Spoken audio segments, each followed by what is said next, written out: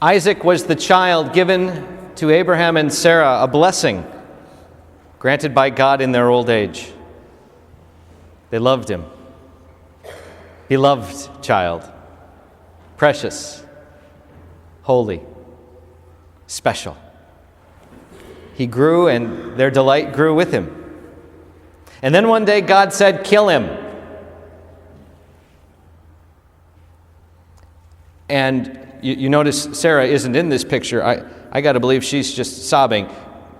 Abraham starts to carry out this horrible, awful, terrible sacrifice.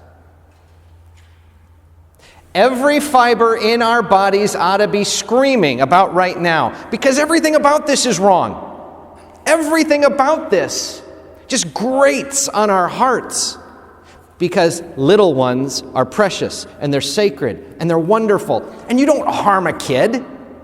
You don't do anything like that. And we need to hold on to how that feels, because that's a legitimate, accurate, spot-on approach.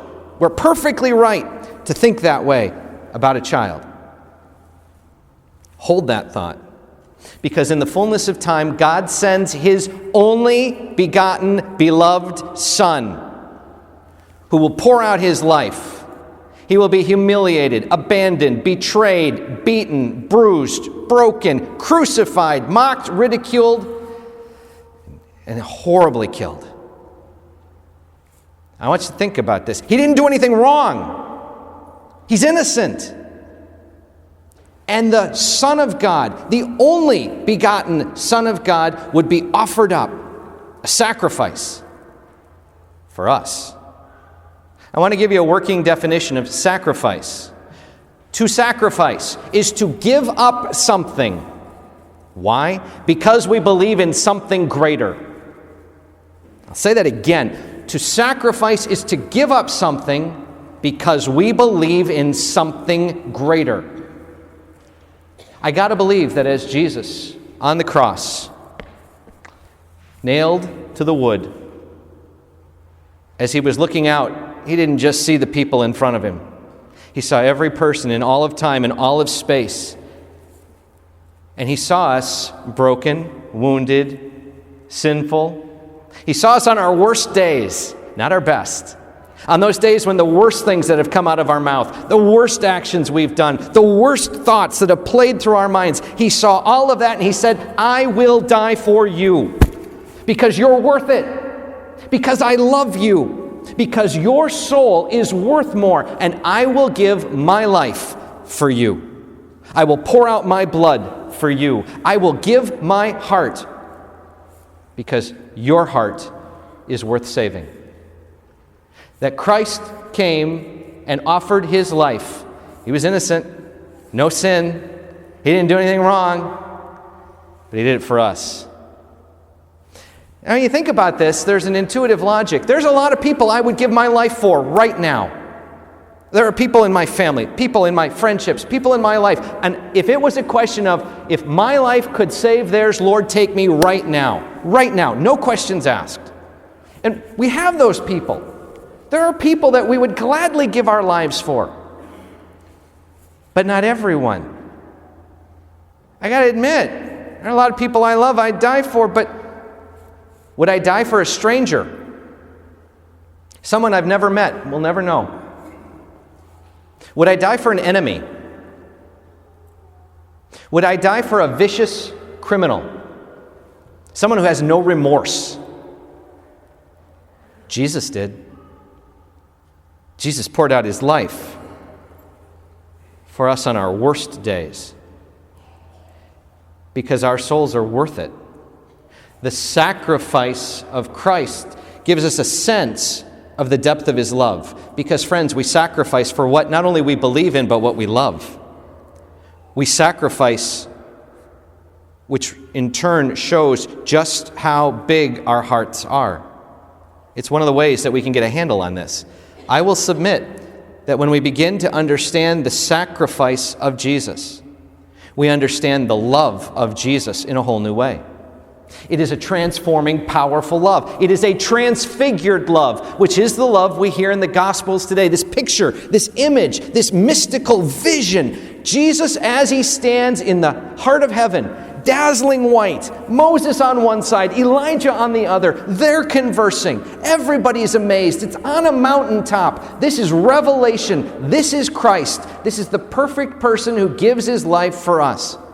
And we get to not only see the sacrifice, we get to see the one who out of love makes that sacrifice. And we see these two images together.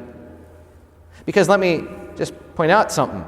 That story with Abraham and Isaac, it has a happy ending. God intervenes. God steps in.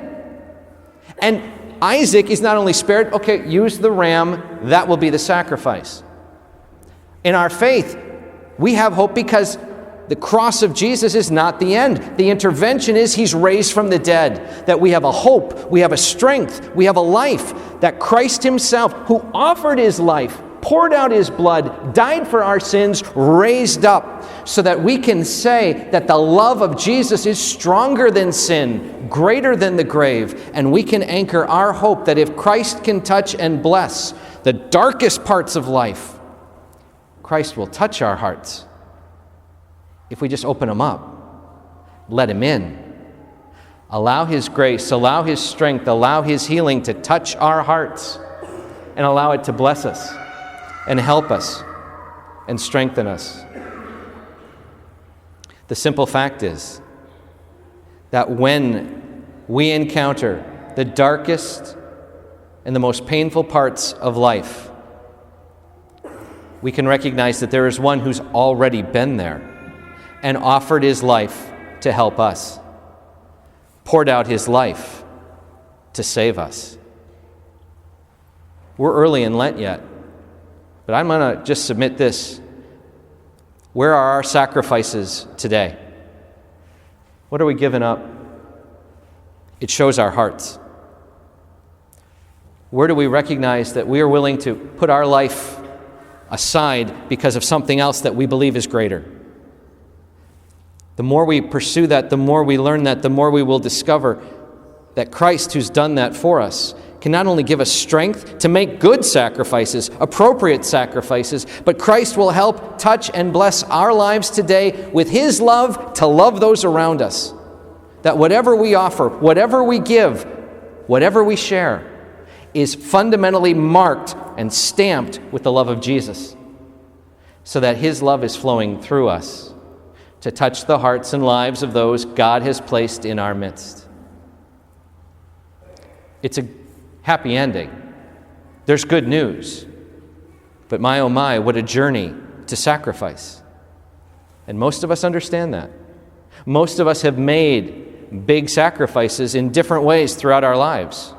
May we take whatever we offer today and set it before the cross of Jesus, that the Lord will help touch and bless the sacrifices we make for his glory, through his grace, that we can love others as Christ loves us, and through that love grow closer to God and one another. God bless you all.